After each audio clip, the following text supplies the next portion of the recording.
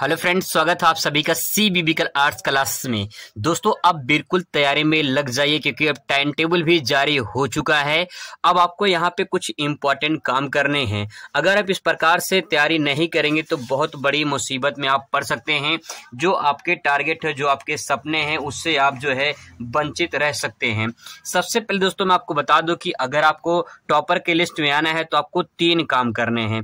ठीक है, पहला काम ये है कि आपको जो है अच्छे कंटेंट जो है ये आपको तैयार करना होगा। ठीक है, अच्छा कंटेंट तैयार करना होगा। इसके बाद जो है आपको एमसी क्वेश्चन, ठीक है, एमसीक्यू क्वेश्चन जो है ये प्रैक्टिस करनी होगी। और इसके साथ में PYQ प्रीवियस ईयर क्वेश्चन, इसकी जगह पे आप मॉडल पेपर जो है आप इसको सॉल्व करिए तो ज़्यादा बेटर होगा। ठीक है, तो ये 3 काम करने हैं आपको, मॉडल पेपर और प्रीवियस ईयर क्वेश्चन, यही आपको सॉल्व करने हैं। आज के इस वीडियो में मैं आपको समाजशास्त्र के 2022 में जो पेपर हुआ था वो पूरा सॉल्व करके दिखाने वाला हूँ, अच्छे तरीके से आपको समझाने वाला हूँ। यहाँ पे 2022 का देख लीजिए, 2022 के पेपर मैंने यहाँ पे सॉल्व कर लिया है। अब इसको आसान शब्दों में और बहुत अच्छे तरीके से मैं आपको बताऊंगा। बस थोड़ा सा अगर आप इसे समझने की कोशिश करेंगे तो आपको अच्छे से समझ में आ जाएगा। चलिए शुरुआत करते हैं, आज का ये बहुत ही बेहतरीन वीडियो होने वाला है। सबसे पहला सवाल दोस्तों यहाँ पे देखिए, बहुविकल्पीय में यहाँ पे जो प्रश्न पूछे जाते हैं, पहला सवाल यहाँ से कवर करते हैं हम लोग। तो यहाँ पे देखिए बहुविकल्पीय सवाल नंबर जो है 1 यहाँ पे दिया गया है। तो यहाँ पे है, निम्नलिखित में से कौन सी जाति की विशेषता नहीं है। तो इसमें 4 ऑप्शन दिया है कि जाति की विशेषता नहीं है। तो इसमें करेक्ट आंसर देखिए मैंने यहाँ पे लिख दिया है भाषा में समानता। ठीक है, भाषा में समानता जो है ये जाति की जो है विशेषता नहीं है। तो इसमें करेक्ट आंसर क्या हो जाएगा, भाषा में समानता। तो यहाँ पे कैसे लिखना है उसका उत्तर, पहले का तीसरा, इसके बाद उसका आंसर लिखेंगे, इसके बाद टिक कर देंगे इस प्रकार से, और प्रश्नोत्तर नंबर आपको इस तरह से लिखना होगा। अगर आप इस प्रकार से कॉपी लिखते हैं तो आपको दिक्कत नहीं होगी और पूरा नंबर आपको यहाँ पे मिलेगा। देखिए प्रश्नोत्तर नंबर मैंने 1 लिखा है और इसके बाद जो है यहाँ पे इसका आंसर लिखा है। फिर इसके बाद एक लाइन छोड़ के दूसरा क्वेश्चन नंबर यहाँ पे मैंने लिखा है। तब इससे क्या होगा, ये क्वेश्चन और ये क्वेश्चन दोनों अलग दिखाई देंगे, जिससे जो है एग्जामिनर को चेक करने में कॉपी तो कोई दिक्कत नहीं होगी, आसानी से कॉपी चेक कर सकते हैं। और ये जो स्पष्ट रूप से दिखाई देगा, साफ लगेगा, सुंदर दिखेगा। कॉपी जितनी अच्छी दिखेगी, जितनी सुंदर दिखेगी, आपको नंबर भी उतना ज्यादा मिलेगा। इसके बाद सवाल दोस्तों दूसरा देखिए, यहाँ पे ग्रामीण नगरीय शहर की अवधारणा क्या है। ग्रामीण नगरीय शहर की अवधारणा क्या है, तो यहाँ पे कह सकते हैं गांव में और नगर में दोनों यहाँ पे बातें कह रही, इसकी अवधारणा क्या है। तो जहाँ पे ग्राम्यता एवं नागरिकता की सम्मिश्रण पाया जाता है, यानी जहाँ पे गांव के लोग भी रहते हैं, नगर के लोग भी रहते हैं, इन दोनों का जो सम्मिश्रण होता है उसे कहते हैं ग्रामीण नगरीय शहर। यानी गांव से लोग शहर में जाते हैं, ठीक है, और कुछ लोग होते हैं जो नगर से गांव में आते हैं। किस प्रकार से दोनों का सम्मिश्रण, इसमें तीसरा आंसर सही हो जाएगा। तो यहाँ पे देखिए दूसरे का तीसरा सही है, ग्राम्यता एवं नागरिकता का सम्मिश्रण। इस प्रकार से लिख के आपको यहाँ पे सही का निशान लगा देना, ये आपका पूरा हो गया। इसके बाद यहाँ पे देखिए, यहाँ पे जब मैंने तीसरा क्वेश्चन लिखा तो यहाँ पे एक लाइन स्पेस है और फिर यहाँ पे नीचे भी एक लाइन स्पेस है, ताकि ये स्पष्ट रूप से दिखाई दे और साफ सुथरा दिखाई दे, क्योंकि आपकी कॉपी ही आपकी पहचान होती है। ठीक है, इसके बाद दोस्तों आप तीसरा क्वेश्चन देखिए, संस्कृति क्या है। संस्कृति क्या है ये क्वेश्चन पूछा गया है, बहुत ही मोस्ट इंपॉर्टेंट है। तो इसका आंसर देखिए मैंने यहाँ पे लिख दिया, संस्कृति में तीसरा सही है। यानी तीसरा का मतलब पहला और दूसरा, ये वाला ऑप्शन इसमें जो है, ये वाला ऑप्शन इसमें सही है। ठीक है, तो यहाँ पे देखिए पहले का जो है पहला और दूसरा दोनों सही है, तो यहाँ पे लिख के सही का निशान लगा देंगे, बस काम हो गया। ठीक है, इसके बाद तो आपका क्वेश्चन नंबर 4 आता है। क्वेश्चन नंबर 4 में देखिए क्या पूछा गया है। क्वेश्चन नंबर 4 पूछा है, मेक इन इंडिया का उद्देश्य क्या है। तो मेक इन इंडिया का उद्देश्य क्या है, इनमें से सभी एक करेक्ट आंसर हो जाएगा। आपको थोड़ा सा एक देसी ट्रिक बता रहे हैं, जब किसी भी बहुविकल्पीय प्रश्न में लास्ट में इनमें से सभी वाला ऑप्शन दिखाई दे, तो ये मान के चलिए कि 95% या मान लेते हैं 90% ही मान लेते हैं, 90% जो है आपका जो ये सभी वाला ऑप्शन होता है ये सही होता है। तो अगर आप जो है तुक्का भी मार देंगे तभी जो आपका ये करेक्ट आंसर हो जाता है, 90% चांस में ये सही होता है। तो इसीलिए जो है ये छोटा सा ट्रिक है कि लास्ट में जब इनमें से सभी दिया रहे तो ये समझ जाना कि इनमें से सभी वाला क्वेश्चन ज्यादातर संभावना है सही होने का। तो चौथे का सही आंसर क्या हो जाएगा, इनमें से सभी लिख के इस पास टिक कर देंगे, आपका आंसर खत्म हो गया। ठीक है, इसके बाद दोस्तों आपका आता है, जाति के लिए अंग्रेजी शब्द कास्ट की उत्पत्ति किस प्रमुख भाषा से हुई है। तो यहाँ पे सवाल नंबर 5 पूछा, इस प्रकार से पूछेगा तो इसका आंसर क्या लिखेंगे, इसका आंसर दोस्तों हो जाएगा पुर्तगाली। ठीक है, पांचवे का तीसरा तो पुर्तगाली हो जाएगा, यहाँ पे लिख के सही कर देंगे। तो बहुविकल्पीय सवाल देखिए इस प्रकार से जो है ये 5 प्रश्न यहाँ पे बहुत अच्छे तरीके से मैंने यहाँ पे लिखा है। छठवां प्रश्न देखिए, निम्न में से कौन एक समुदाय नहीं है? तो समुदाय नहीं है, इसमें से इसका आंसर क्या हो जाएगा? इसमें भीड़ जो है ये समुदाय नहीं है, तो इसका आंसर क्या हो जाएगा? छठवें का चौथा सही है भीड़, और इस प्रकार से सही का निशान लगा देंगे। ठीक है, हो गया। इसके बाद देखिए स्पेस देखिए कितना बढ़िया से जो है मैंने लिखा है, ताकि जो है एग्जामिनर को भी सही लगे और साफ सुथरा लगे, क्योंकि आपकी कॉपी ही आपकी पहचान होती है, इसलिए कॉपी जितना अच्छे से लिखेंगे उतना बढ़िया आपको नंबर मिलेगा, क्योंकि साफ सफाई और जो है राइटिंग बहुत ही मोस्ट इंपॉर्टेंट होता है। इसके बाद दोस्तों क्वेश्चन नंबर 7 देखते हैं। क्वेश्चन नंबर 7 देखिए, किस वर्ष में पंचायती राज से संबंधित 73वां संविधान संशोधन पारित किया गया था? तो 73वां संविधान संशोधन पारित किया तो 1921 में किया गया था। यहाँ पे देखिए इसका आंसर हो जाएगा 1992 में। 1992 में इसका करेक्ट आंसर हो जाएगा। पहला जो है इसमें इस प्रकार से सही कर देंगे, आपका पूरा नंबर यहाँ पे मिल जाएगा। क्वेश्चन नंबर 8 देखेंगे। क्वेश्चन नंबर 8 है, निम्नलिखित में से कौन एक ग्रामीण भारत में अभीष्ट परिवर्तन में प्रमुख बाधा है? तो यहाँ पे ऐसा कौन सा है जो ग्रामीण भारत में अभीष्ट परिवर्तन में प्रमुख बाधा है? तो यहाँ पे अगर देखा जाए इसका करेक्ट आंसर क्या हो जाएगा? तो यहाँ पे देखिए मैंने लिखा है परंपराएं। इसका चौथा आंसर सही होगा परंपराएं। ठीक है, तो 8वें का आंसर हो जाएगा चौथा, इसमें करेक्ट आंसर हो जाएगा। इसके बाद दोस्तों क्वेश्चन नंबर आता है आपका 9। क्वेश्चन नंबर 9 देखिए, निम्नलिखित में से कौन भौगोलिक पर्यावरण का तत्व है? धर्म, विश्वास, वर्षा, विवाह। तो इसमें करेक्ट आंसर क्या हो जाएगा? इसमें वर्षा हो जाएगा, यही इसमें करेक्ट आंसर हो जाएगा। इसका करेक्ट आंसर हो जाएगा वर्षा। इसके बाद देखिए लास्ट 10वां सवाल। 10वां सवाल दोस्तों यहाँ पे 10 सवाल बहुविकल्पी पूछा जाता है, तो बहुत ही मोस्ट इंपॉर्टेंट होता है। इसको बहुत अच्छे तरीके से आप इसे रिवाइज करेंगे, प्रैक्टिस करेंगे। दहेज निरोधक अधिनियम कब पारित किया गया था? तो इसमें जो है इसका आंसर हो जाएगा 1961। तो यहाँ पे देखिए 1961 10वें का पहला 1961 इस प्रकार से टिक कर देंगे। 10 नंबर का जो है ये 10 क्वेश्चन आपका तैयार यहाँ पे हो जाएगा। इस प्रकार से बहुविकल्पीय क्वेश्चन लिखेंगे। इसके बाद दोस्तों आपका आता है अति लघु क्वेश्चन। अति लघु क्वेश्चन कितने पेज में लिखना होता है, और जो है 3 नंबर का सवाल होता है, तो कितने पेज में लिखे कि आपको पूरा नंबर मिल जाए, कैसे लिखें, ये पूरा तरीका मैं आपको इस वीडियो में बताने वाला हूं। सबसे पहले दोस्तों आप ये जान लीजिए कि जो है अति लघु जो प्रश्न होता है वो कितने शब्दों में लिख सकते हैं। तो यहाँ पे देखिए आपका जो निर्देश दिया रहता है, इस निर्देश में यहाँ पे अति लघु क्वेश्चन जो है वो उसका शब्द कितने शब्द में लिखना है वो दिया रहता है। तो यहाँ पे देख लीजिए लगभग 25 शब्दों में आपको लिखना होता है। तो जो आपका अति लघु प्रश्न होता है, ये अति लघु जो प्रश्न होता है इसको जो है आप 25 शब्दों में लिख सकते हैं। ठीक है, 25 शब्द से कम नहीं होना है, 25 शब्द से ज्यादा भले हो जाए। ठीक है, तो ध्यान में रखना है कि 25 शब्द में जो है आपको उत्तर लगभग देना रहता है। अब यहाँ पे दोस्तों इसका आंसर जो है किस प्रकार से लिखेंगे?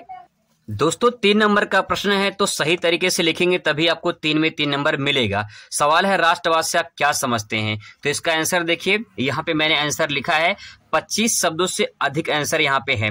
लिखने के तरीका देख लीजिए। सबसे पहले यहाँ पे अति लघु प्रश्न लिखा गया है, इसके बाद प्रश्नोत्तर नंबर 11 है। यहाँ पे आप देख लीजिए पेपर में प्रश्नोत्तर नंबर 11 है, और इसके बाद जो है यहाँ पे सबसे पहले आप हेडिंग डालेंगे, क्योंकि सवाल क्या पूछा है? राष्ट्रवाद से आप क्या समझते हैं, तो आपका हेडिंग क्या बन जाएगा? राष्ट्रवाद। ठीक है, यहाँ पे इसके बाद जो है राष्ट्रवाद हेडिंग डालेंगे, इसके बारे में 2 लाइन लिखेंगे। क्या लिखेंगे इसके बारे में? बहुत आसान शब्दों में लिखा है, मैं आपको याद कराऊंगा, पूरी अच्छे तरीके से समझने की कोशिश करेंगे आप लोग।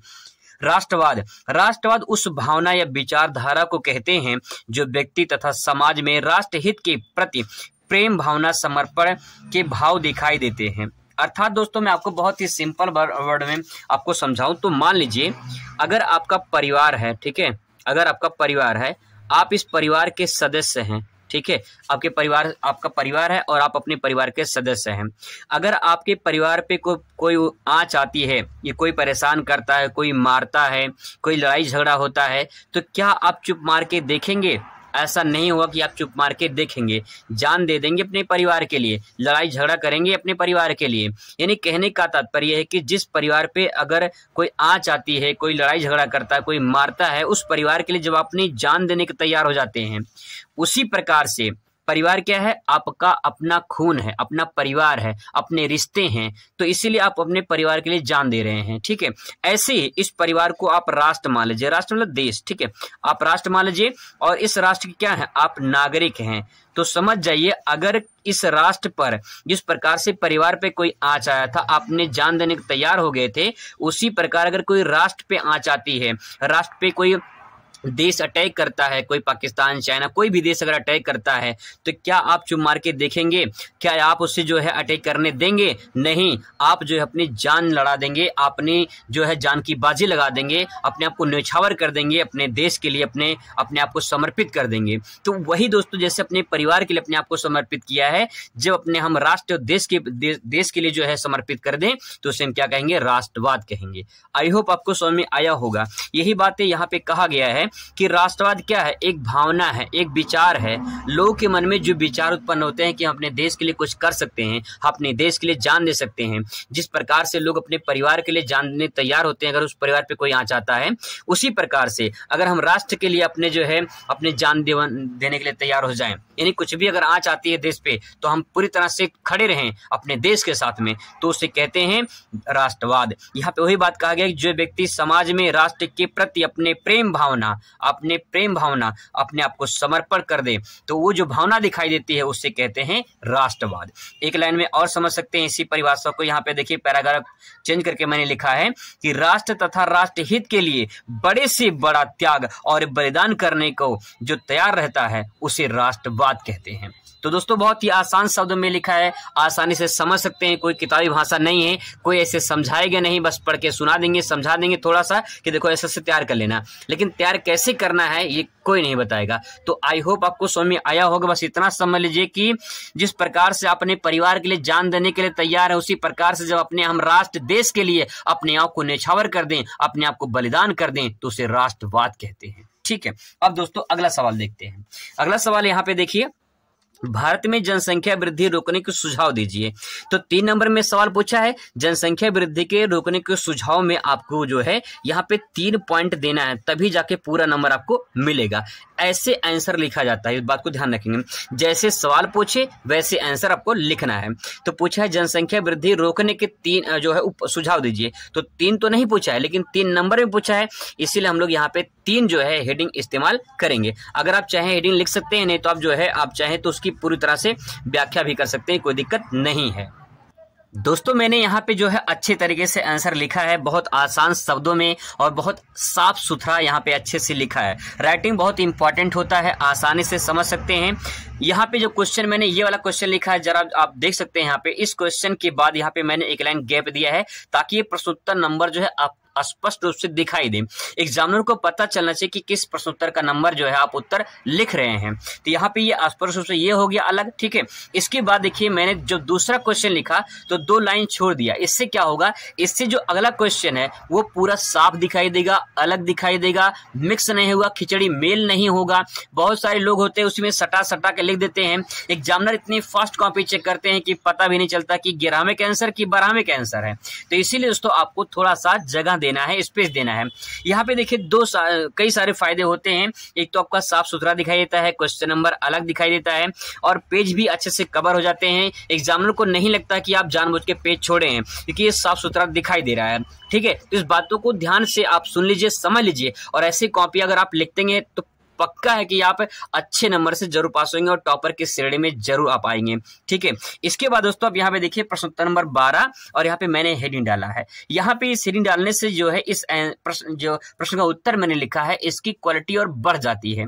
डायरेक्ट मैं चाहता तो डायरेक्ट भी ले सकता था, लेकिन यहाँ पे जो हेडिंग पड़ा है, इस हेडिंग की वजह से इसका उत्तर जो है और स्मार्ट हो गया है। इसको कहते हैं स्मार्ट तरीके से आंसर देना, इसको कहते हैं एग्जामिनर से 3 का 3 नंबर छीन लेना। यही तरीका तो होता है। अगर आप इस प्रकार से लिखेंगे तो पक्का है कि आपको 3 में 3 जरूर मिलेगा, ठीक है। अब देखिए हेडिंग है, भारत में जनसंख्या वृद्धि रोकने को सुझाव। क्योंकि प्रश्न में क्या पूछा है, प्रश्न में तो यही पूछा है, भारत में जनसंख्या वृद्धि रोकने के सुझाव। तो इसका आंसर देखिए, पहला, रोकने के सुझाव में अगर शिक्षा का प्रसार किया जाए, अगर लोगों को पढ़ाया जाए, बच्चियों को पढ़ाया जाए, तो कहीं न कहीं जो है जनसंख्या वृद्धि में जो है कम किया जा सकता है, जनसंख्या वृद्धि को रोका जा सकता है। क्योंकि अगर महिलाएं शिक्षित होंगी तो कहने का तात्पर्य है कि बहुत चीजें जो है परिवर्तन हो सकती हैं।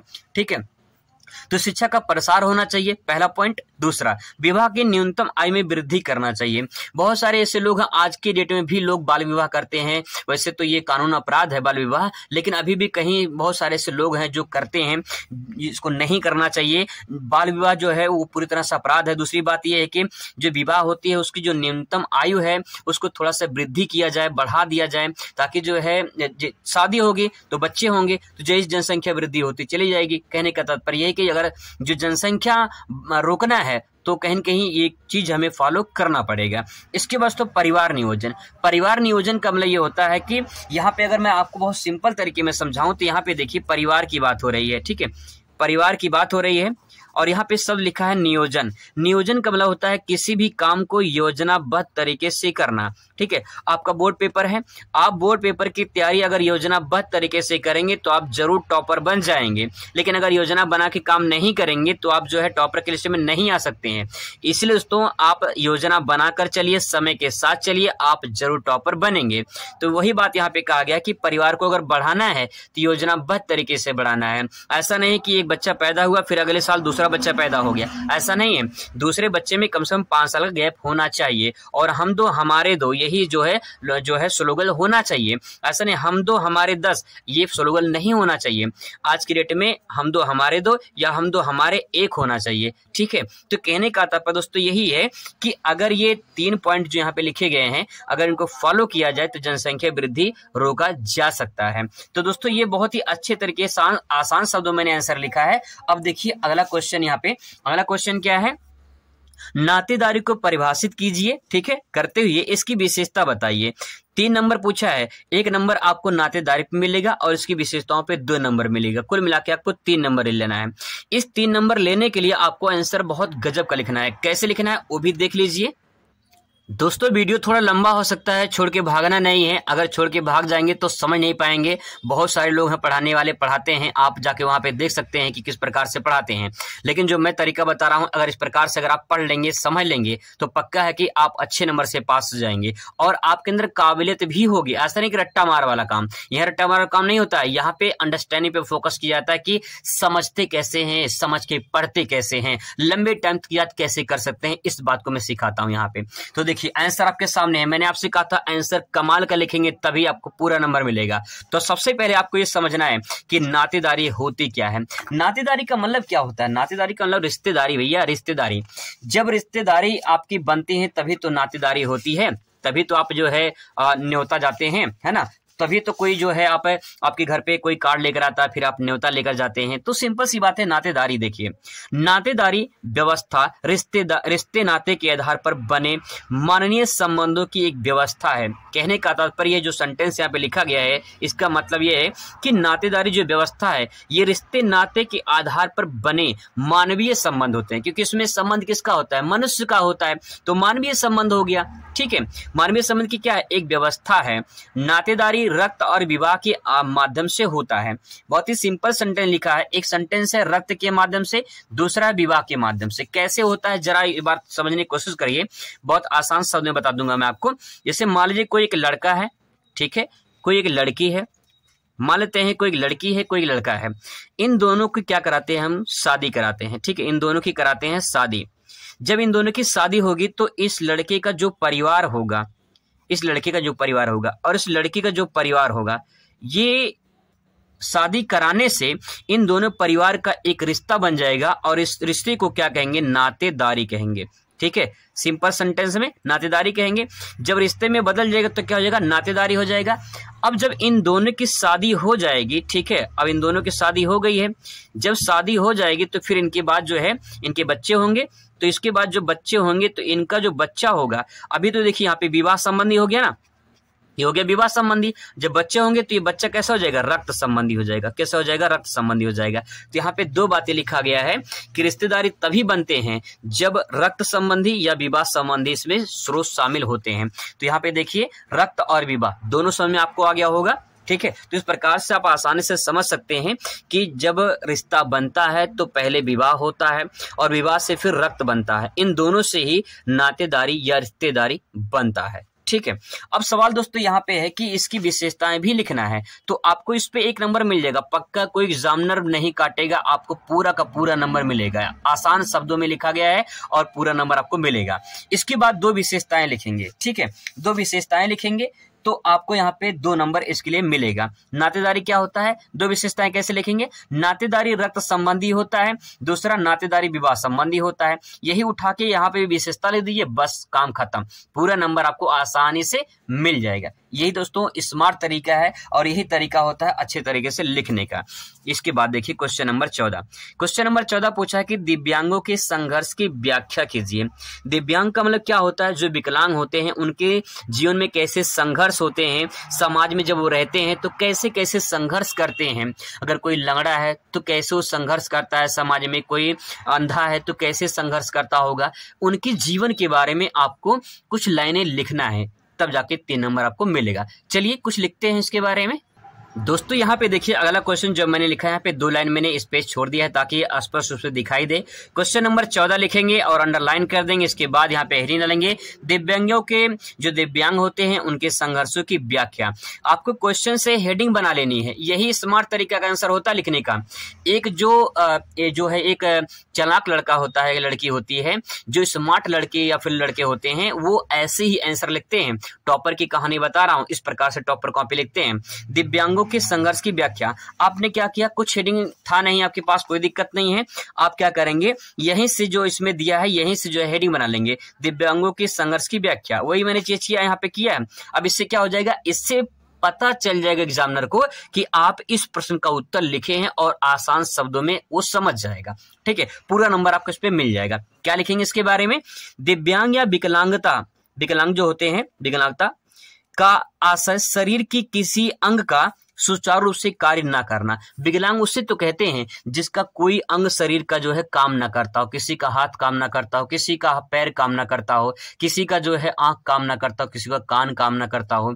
तो अगर कोई भी जो है बालक, कोई भी व्यक्ति जो है शरीर रूप से किसी भी पार्ट से, शरीर के किसी भी हिस्से से अगर वो काम ना कर पाता हो तो उसे क्या कहेंगे, विकलांग कहते हैं। उन्हें विकलांग न कह के कि अच्छे शब्द में, एक आदर्श शब्द में उसे दिव्यांग कहते हैं। जैसे मान लो कोई लंगड़ा है तो लंगड़े व्यक्ति को कहोगे हे लंगड़ा, तो उसको बुरा लग जाएगा, हे लंगड़ा, उसको बुरा लग जाएगा। ठीक है, तो उसको लंगड़ा ना कह के उससे दिव्यांग, दिव्यांग भाई क्या हालचाल, अगर इस प्रकार से कहोगे दिक्कत नहीं होगा। लेकिन कहोगे और लंगड़े भाई क्या हालचाल, तो गुस्सा कर जाएगा, उसको जो है बुरा लग जाएगा। इस प्रकार से जो है आप जो है लंगड़ कह के ना, जो लंगड़ होते हैं उनको अंधे कह कर ना करके उन्हें दिव्यांग कहेंगे। तो जो दिव्यांग शब्द है ये आदर्श माना जाता है, अच्छा माना जाता है, उनको बुरा नहीं लगेगा कि दिव्यांग है। ठीक है, इस प्रकार से। इसके बाद दोस्तों क्रो एंड क्रो के अनुसार देखिए, क्रो एंड क्रो ये वैज्ञानिक का नाम है। ये क्रो एंड क्रो ये पति और पत्नी दोनों थे। ठीक है, क्रो एंड क्रो जो है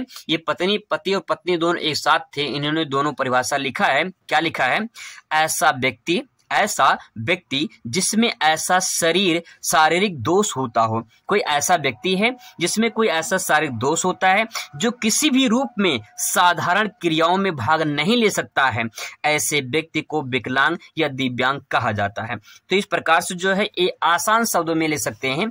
कहने का तात्पर्य यह है कि जो क्रो एंड क्रो ने कहा है, क्या कहा है कि कोई ऐसा व्यक्ति है, ठीक है, कोई ऐसा व्यक्ति है, कह रहा है कोई ऐसा व्यक्ति जो शारीरिक रूप से दोष है। मान लो इसके एक ही पैर है, ठीक है, मान लेते हैं इसके एक ही पैर है, ये विकलांग है, एक ही पैर है, जो किसी रूप से साधारण क्रियाओं को ना कर पाता हो। मतलब कि विकलांग है तो भाई ये अच्छे से चल नहीं पाएगा, तो क्या होगा, ऐसे व्यक्ति को क्या कहेंगे हम, दिव्यांग कहेंगे या तो विकलांग कहेंगे। ठीक है, आई होप आपको समझ में आया होगा।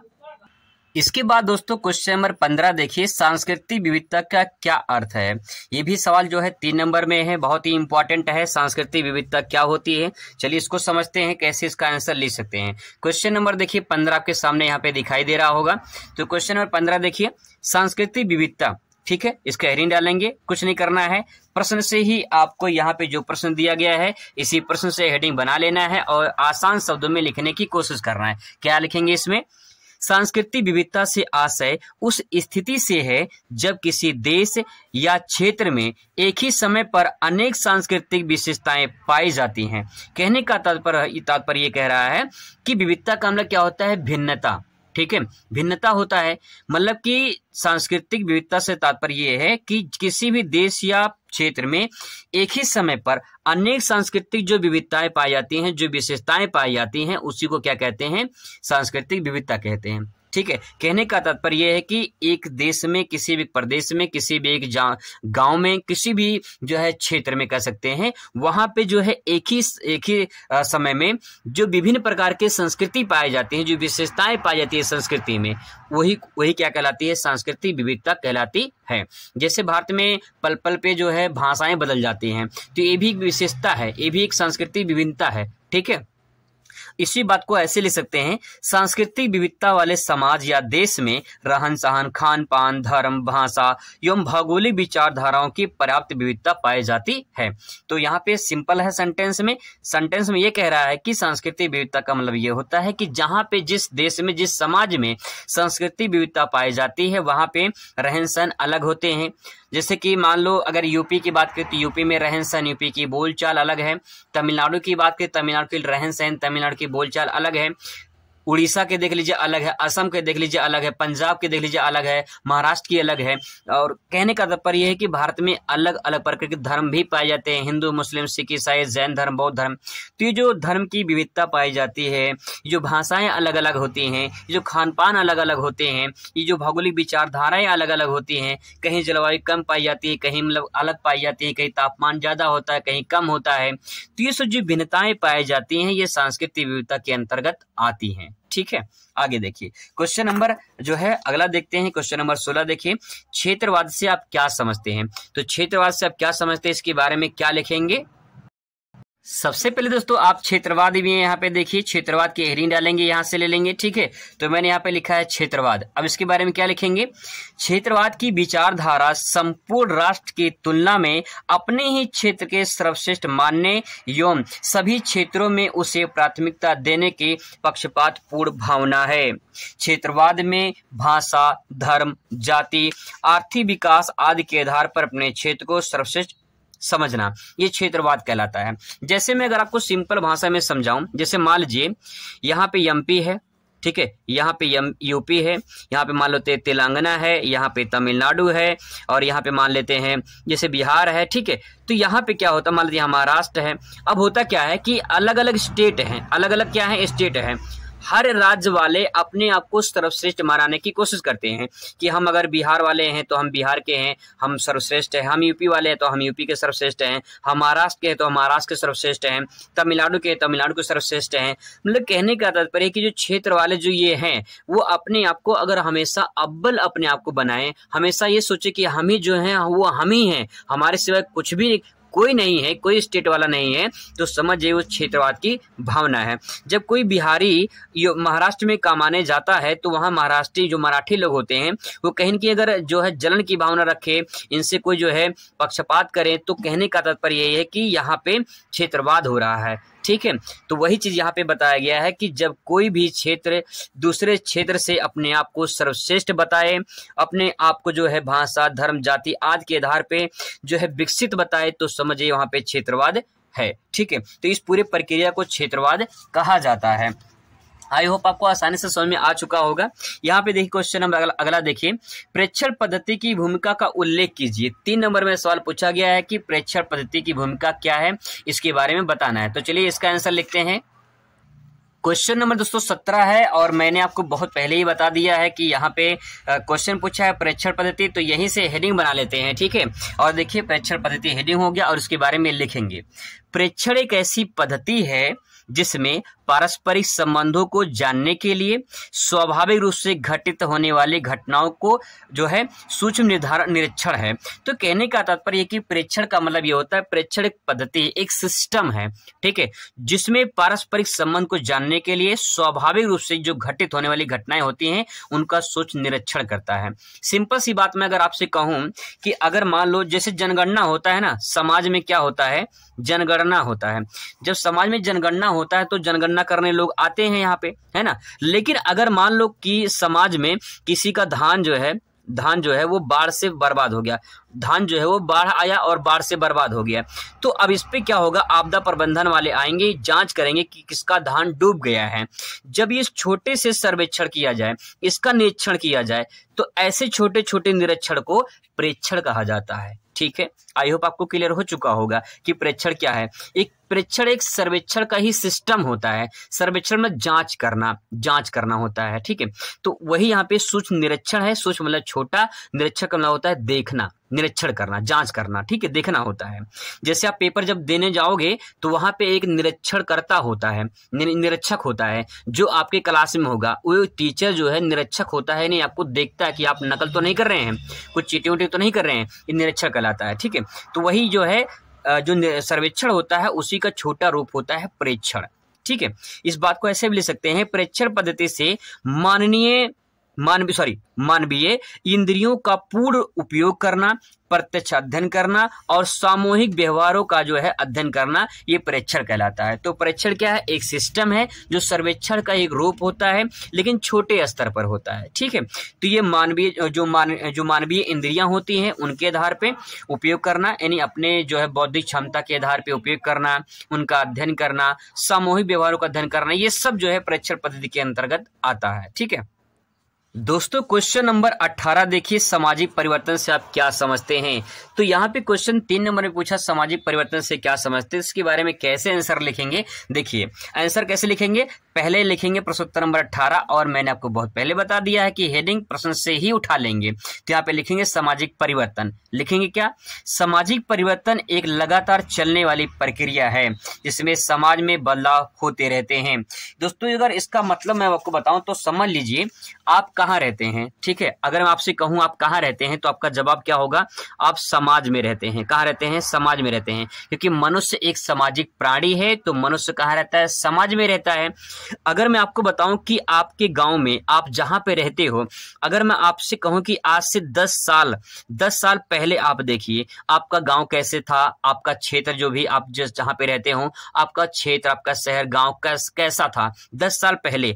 आज की डेट में जो है वर्तमान समय में अगर बात करूं मैं, ठीक है, वर्तमान समय बात करूं यानी 2024 में अगर बात करूं, तो क्या आपको आपका समाज बदला सा दिखाई दे रहा है? भाई बहुत परिवर्तन दिखाई दे रहा होगा।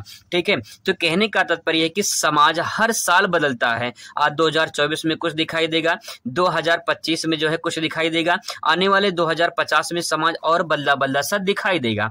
तो कहने का तात्पर्य यही है दोस्तों इसमें कि सामाजिक परिवर्तन में लगातार जो परिवर्तन होते हैं, जो प्रक्रियाएं जो चल रही हैं बदलाव की, उसे कहते हैं सामाजिक परिवर्तन, जिसमें समाज में क्या होते रहते हैं, बदलाव होते रहते हैं। जैसे अगर बात करें आज से जो है 10 साल पहले बफर सिस्टम नहीं होता था, शादी में डीजे नहीं जाता था, लेकिन आज की डेट में अगर बफर सिस्टम ना हो शादी में तो कहते हैं भैया बहुत गरीब इंसान है। अगर जो है डीजे ना जाए तो ऐसा लगता है कि जैसे मातम निकल रहा हो। तो कहने का तात्पर्य दोस्तों यही है कि सामाजिक परिवर्तन में लगातार वृद्धि हो रही है, परिवर्तन हो रहे हैं, कुछ बदलाव हो रहे हैं, और वही बदलाव सामाजिक परिवर्तन कहलाता है। क्योंकि बदलाव कहाँ होता है, समाज में होता है, और समाज में मानव रहता है तो सामाजिक परिवर्तन हो गया, और समाज शास्त्र लोग पढ़ भी रहे हैं। ठीक है, आगे देखिए, मैकआइवर एंड पेज के अनुसार, ये वैज्ञानिक का नाम हो गया, समाजशास्त्री का नाम हो गया मैकआइवर, और पेज के अनुसार। ठीक है, तो यहाँ पे देखिए आप इस पेज पे लिखेंगे तो पेज के माध्यम से इसे याद कर लेंगे, इसके वैज्ञानिक का नाम। ठीक है, पेज के अनुसार। ठीक है, देखिए क्या लिखेंगे, समाजशास्त्री के रूप में हमारा प्रत्यक्ष संबंध सामाजिक संबंधों से है, केवल इन्हीं में होने वाले परिवर्तन को सामाजिक परिवर्तन कहते हैं। कहने का तात्पर्य इसमें यही है कि सामाजिक संबंधों यानी मानव कहाँ रहता है, समाज में रहता है, और मानव के संबंध जो है समाज से ही होते हैं। तो अगर उनमें प्रत्यक्ष परिवर्तन होते हैं तो उससे कहते हैं सामाजिक परिवर्तन। ठीक है, अब यहाँ पे आसान शब्दों में ले सकते हैं, पूरा नंबर मिलेगा, कोई भी एग्जामिनर का बाप भी नहीं काट सकता है अगर इस प्रकार से आप आंसर लिखोगे। क्वेश्चन नंबर दोस्तों 19 देखेंगे। 19 देखिए, उदारीकरण का क्या अवधारणा है। अवधारणा का मतलब होता है कॉन्सेप्ट। अगर आपको हिंदी समझ में ना आए तो आप थोड़ा सा इंग्लिश पढ़ लेंगे, अगर आप जानते हैं, मतलब पढ़ना जाते हैं, समझते हैं थोड़ा सा। तो अवधारणा का मतलब होता है कॉन्सेप्ट, और कॉन्सेप्ट का मतलब होता है थॉट या विचार या भावनाएं। ठीक है, तो उदारीकरण के बारे में आप क्या जानते हैं, क्या समझते हैं, फिर क्या विचार हैं, यानी समाजशास्त्री